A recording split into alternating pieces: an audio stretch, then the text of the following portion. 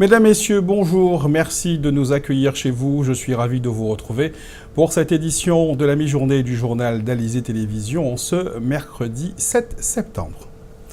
Comme souvent, peu après la rentrée des classes, un appel à la grève est lancé au sein de l'Éducation nationale. Cette année, c'est la journée de demain qui a été choisie et c'est la réforme des collèges qui est ciblée, du moins sur le plan national. En Guadeloupe, le SNES-FSU appelle ses adhérents à la grève, mais c'est singulièrement la question des moyens qui est mise en avant. Les détails avec Johan Charpentier-Titi.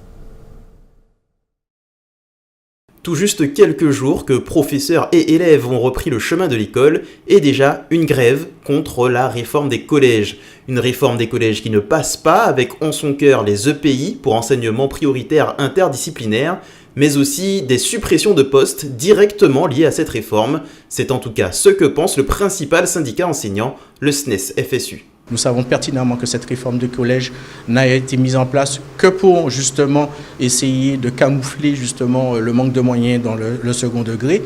Et puis surtout, aujourd'hui, c'est plus de 4h30 de cours de moins offertes aux élèves. C'est des options qui sont supprimées.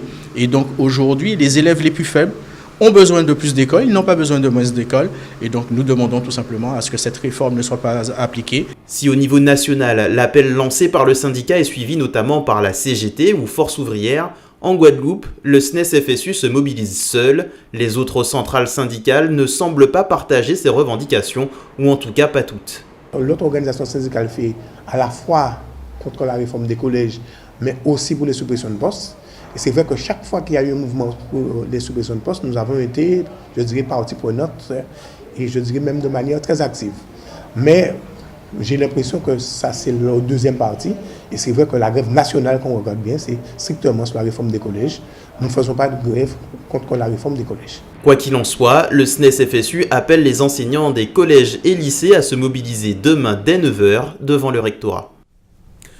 Le préfet de région a décidé de convoquer cet après-midi le comité de gestion Zika afin de poursuivre la mobilisation de tous les acteurs face à l'épidémie, dixit le communiqué envoyé aux médias. Cette réunion doit permettre de faire un point sur la situation épidémiologique et les mesures prises pour y faire face. Même si les derniers points de l'Institut de veille sanitaire montrent une décroissance de cette épidémie, les autorités ne souhaitent pas que la population cesse ses efforts en matière de prévention et de lutte contre le moustique vecteur de la maladie. Mais les Guadeloupéens sont-ils toujours aussi vigilants et préoccupés par cette épidémie? Muriel Barlagne est allée s'en enquérir. Reportage. L'épidémie de Zika en décroissance dans le département, c'est en tout cas ce qui apparaît dans le point épidémiologique du 18 août dernier. Une baisse généralisée sur l'ensemble du territoire, observée depuis la mi-juin. Au 18 août 2016 donc, le nombre cumulé de cas cliniquement évocateurs était estimé à 28 065. Parmi eux, 393 femmes enceintes, des cas sans malformation cérébrale fœtale. 35 patients ont présenté le syndrome de Guillain-Barré, dont 19 biologiquement confirmés pour le virus Zika. Pour l'ARS, il convient de rester vigilant malgré les chiffres encourageants enregistrés ces derniers temps. Il y a toujours donc des personnes qui sont touchées par le Zika et il y a toujours des femmes enceintes et c'est ça qu'il faut absolument suivre de près. 17 femmes enceintes touchées la semaine dernière et donc un nombre supérieur à 400 de femmes enceintes. Et donc notre idée c'est de dire il ne faut pas donc relâcher la garde. Le combat contre le moustique de toute façon finalement il est permanent puisque aujourd'hui c'est le Zika, en 2014 c'était le chikungunya, en 2012 c'était la dengue et l'année prochaine ou dans 2 ans on aura peut-être un autre virus que le moustique transportera. Donc ça veut dire que les comportements qu'on a, notamment l'élimination des gîtes larvaires et pour les femmes enceintes en ce moment la protection, l'usage des répulsifs, le port du préservatif avec les femmes enceintes. Donc toutes ces actions-là, il faut qu'on les inscrive dans la durée. Lutter contre la prolifération des moustiques, se protéger des piqûres, la population compte bien garder les bons réflexes. Je mets toujours du produit moustique avec ma raquette toute la journée. J'oublie jamais mon produit et je mets du bégon chez moi. Il ne faut pas que je reste sans mon bégon. J'achète des produits à la pharmacie pour me protéger. Oui. Je ne pense pas que le virus est derrière nous, puisque il est encore là, mais seulement les gens relâchent un peu leur vigilance. Mais si on ne continue pas à prendre les mesures, il reviendra de plus belle. Il faut garder l'attention jusqu'au bout, il faut éviter de faire n'importe quoi, hein, à mon avis. On ne sait jamais parce qu'il y a toujours un nouveau à chaque fois, il y a toujours autre chose à chaque fois et c'est toujours en relation avec les moustiques. Donc je préfère, par mesure de précaution, avant qu'il y ait autre chose, prévenir au lieu de guérir. En Martinique, Guyane et Saint-Martin, c'est le même constat. L'heure est à la décroissance pour l'épidémie de Zika. Il n'y a qu'à Saint-Barthélemy que le nombre hebdomadaire estimé de cas cliniquement évocateurs reste élevé. Parlons santé toujours. Le Coredaf est notamment connu pour les consultations cannabis mises en place en direction des jeunes ayant consommé des substances psychoactives et qui peuvent présenter des troubles de comportement. Mais outre ces actions de prévention, l'association propose un véritable accompagnement des personnes addictives par le biais de l'établissement médico-social qu'elle dirige. Reportage Muriel Barlagne. Le Coredaf est une association loi 1901 à but non lucratif qui gère le SAPA, Centre de soins d'accompagnement et de prévention en addictologie. Les personnes en proie à une addiction, avec ou sans substance, licite ou illicite, y sont dirigées. Elles y reçoivent un accompagnement global mis en œuvre par une équipe pluridisciplinaire constituée d'un médecin addictologue, d'un psychologue, d'un éducateur spécialisé et d'une assistante de service social. Chaque cas étant unique. Donc nous, on doit faire des projets personnalisés avec ces personnes et voir comment on peut au mieux les accompagner.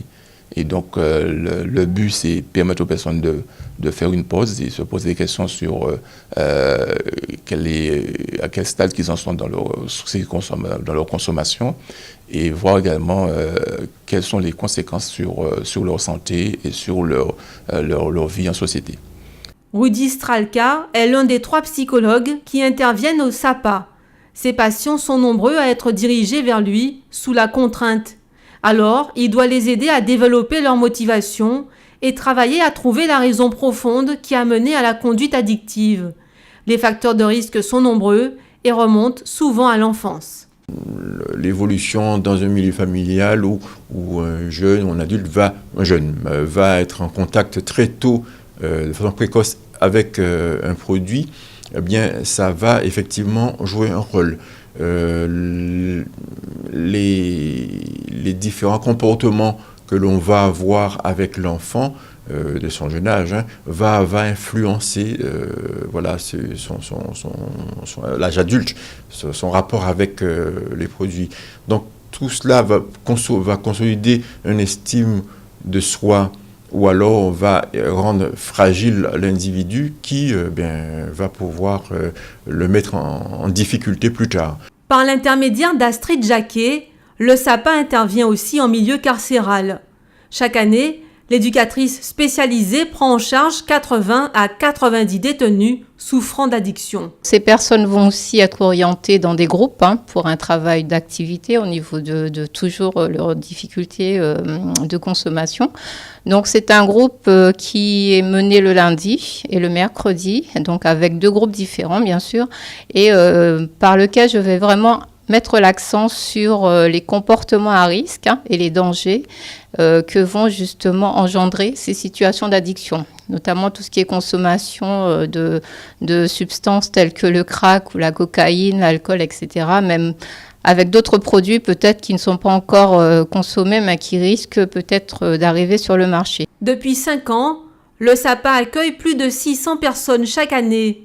En 2015, elles étaient 622, dont 300 nouvelles. Autant d'usagers qui ont une chance de s'en sortir, car en matière d'addiction, il n'y a pas de fatalité. Place maintenant à notre tour d'horizon de l'actualité dans la grande région. Nous verrons qu'au Brésil, un vaccin contre la dépendance à la cocaïne est en phase de test sur des animaux. Après ses incartades amoureuses, Usain Bolt devrait convoler en juste noces avec sa compagne Casey Bennett, mais tout de suite, direction le Chili où un touriste français a trouvé la mort sur un volcan. C'est votre rendez-vous Caraïbes. L'accident s'est produit à plus de 2000 mètres d'altitude, dans une zone située hors des sentiers touristiques habituels. Le corps de la jeune victime n'a pas encore été retiré du lieu de l'accident et son père a été transporté dans un centre de santé. Le frère du jeune Français, âgé de 28 ans, n'a eu que des écorchures. Il est resté sur les pentes du volcan en attendant son transfert. Les circonstances de l'accident n'ont pas encore été déterminées, mais selon les médias locaux, il se serait produit alors que le groupe skiait en dehors de la zone autorisée. Le Villarrica, dont le sommet culmine à environ 2800 mètres d'altitude, est l'un des volcans les plus actifs de l'Amérique du Sud.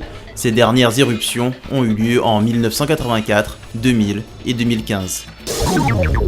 Face au fléau qui sévit dans leur pays, des chercheurs brésiliens développent depuis 2 ans et demi un vaccin contre la dépendance à la cocaïne. Le vaccin est actuellement en phase de test sur des animaux, mais sans date d'expérimentation prévue sur des humains. Les chercheurs brésiliens ont développé une molécule qui stimule le système immunologique pour produire des anticorps contre la cocaïne.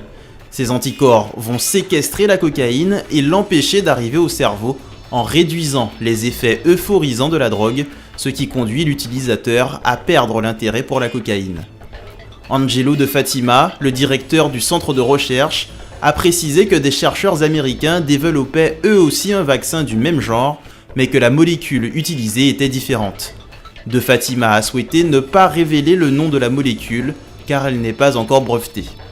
Selon l'Office des Nations Unies contre la drogue et le crime, la consommation de cocaïne au Brésil est 4 fois supérieure à celle de la moyenne mondiale.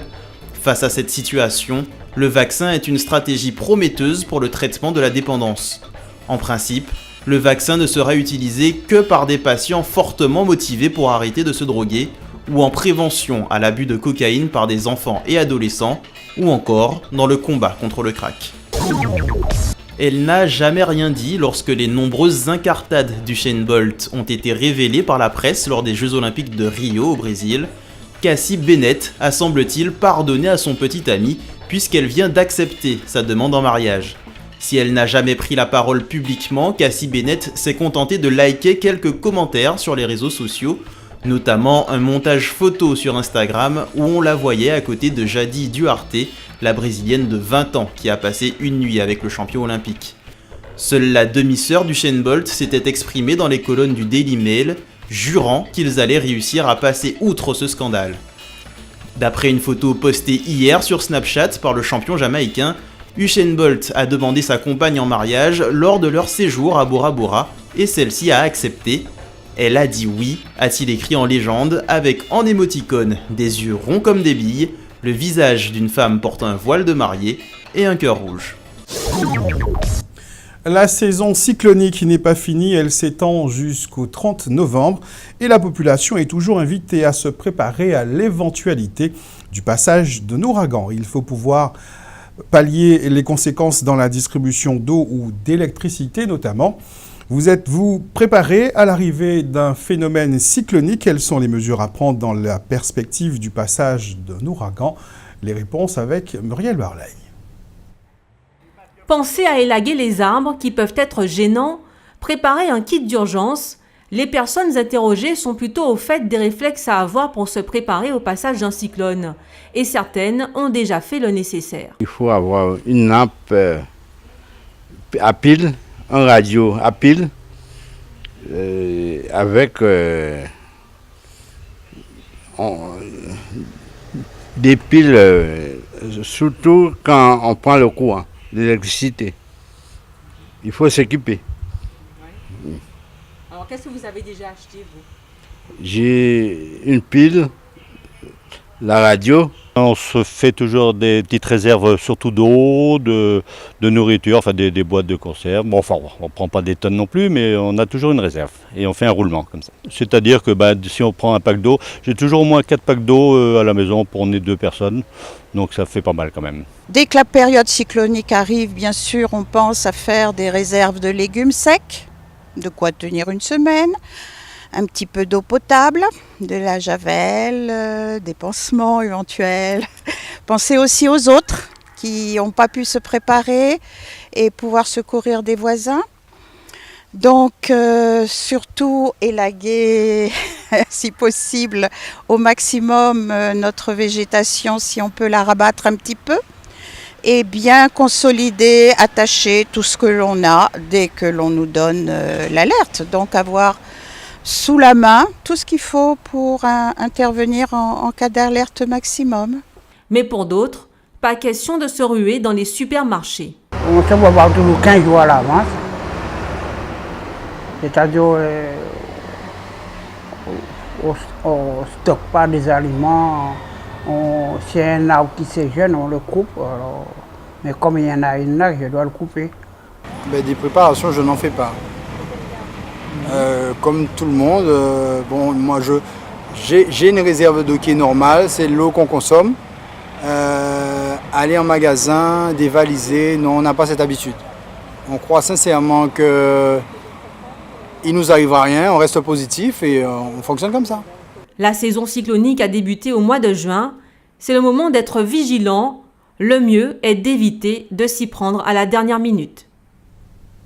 Vous êtes-vous déjà demandé quel dispositif de sécurité existe sur les bateaux qui font la navette inter-îles depuis la Guadeloupe en cas de grosse avarie? Souhaitons que vous n'ayez jamais à en faire l'expérience, mais sachez que ces navettes disposent de toutes d'immenses radeaux de survie en cas de naufrage.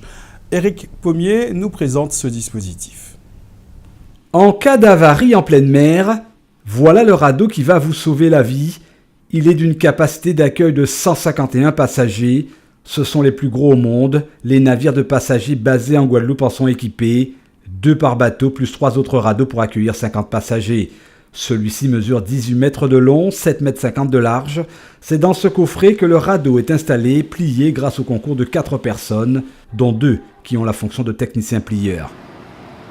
En Guadeloupe, voire aux Antilles, c'est cet homme, François Lamy, qui depuis 1993 est responsable de l'entretien des radeaux de survie. 200 bateaux au total sont concernés par cette opération de sécurité. Pour cela, l'homme a un agrément spécifique qui l'autorise seulement une fois par an à procéder au contrôle technique de ces grosses embarcations de sauvetage. Les compagnies profitent des périodes creuses pour se plier aux exigences de la réglementation. On ne badine pas en effet avec la sécurité des passagers. François Lamy est là qui veille au grain. Première étape, récupérer le radeau. La tâche est délicate, l'équipe est finement rodée. Cette masse d'un poids total de 650 kg est posée sur le camion délicatement. Mission accomplie au bout de 20 minutes de manœuvre.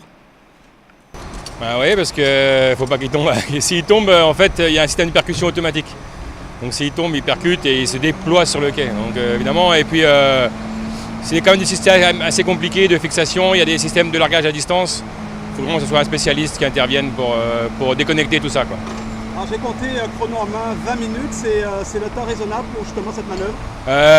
Ça va beaucoup plus vite à le descendre qu'à le remonter. À remonter, on est embêté parce qu'il y a de la houle dans le port.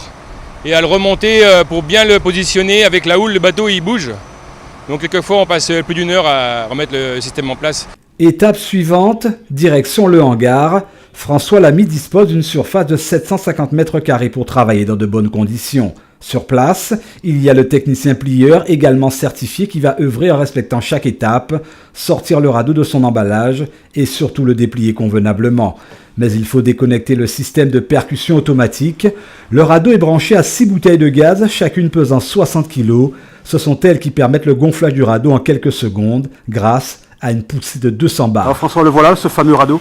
Oui, on le connaît, on l'a déjà fait plusieurs fois. Il vient chaque année chez nous, donc si on le connaît. Là, on va d'abord séparer la structure de tout le système de gonflement. Il y a 6 grosses bouteilles de gaz.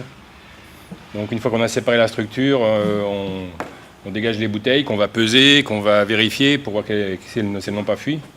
Et puis dans le même temps, on va gonfler le radeau lui-même avec des compresseurs. Puis vient le moment du gonflage. Ce radeau comporte 16 compartiments différents à vérifier. Fissures, fuites, perte de gaz pour les bouteilles. Le travail est minutieux. L'équipe n'a pas droit à l'erreur. Déjà, on est responsable devant la justice en cas de problème, pénalement et civilement. S'il y a un problème de non-ouverture d'un radeau qui a été révisé par nous, on est responsable devant la justice. Et puis moralement aussi, quoi. Et par contre, à l'inverse, c'est très gratifiant d'apprendre qu'un des radeaux qu'on a révisé dans les années ou les mois précédents a sauvé une vie. C'est arrivé l'année dernière. Ce radeau est passé au peigne fin, d'autant plus qu'il a été fabriqué en 2005. La durée de vie de cette embarcation de survie est d'environ 15 ans. Toutes les données techniques sont relevées et répertoriées sur une plateforme informatique et sont transmises au constructeur. Si le radeau est aux normes de la réglementation en vigueur, il sera plié et remis en boîte. Durée de l'opération 35 minutes. Le contrôle technique du radeau, une étape incontournable. L'opération pour les 3 navires de passagers concernés, toutes compagnies confondues, coûtera la bagatelle de 60 000 €. C'est le prix à payer pour voyager en toute liberté, mais surtout en toute sécurité.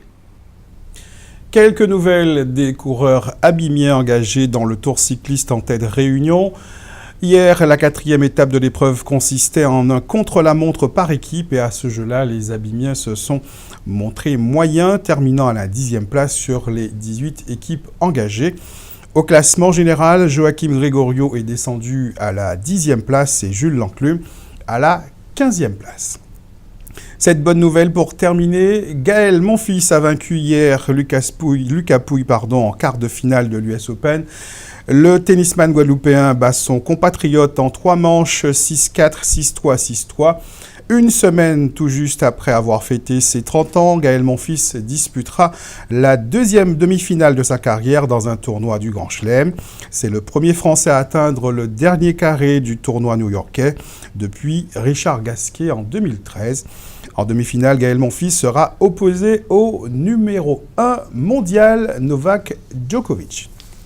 Un point sur la météo pour aujourd'hui. Le ciel est relativement clément aujourd'hui, mais quelques rares averses sont possibles dans l'après-midi, singulièrement dans la partie ouest de la Guadeloupe. Concernant la qualité de l'air, le niveau de vigilance demeure au vert, mais l'indice Atmo est de 7 pour aujourd'hui. Je vous souhaite bon appétit, passez une bonne journée sur Alizé Télévision. On se retrouve ce soir à 19 h pour un nouveau point sur l'actualité locale et régionale.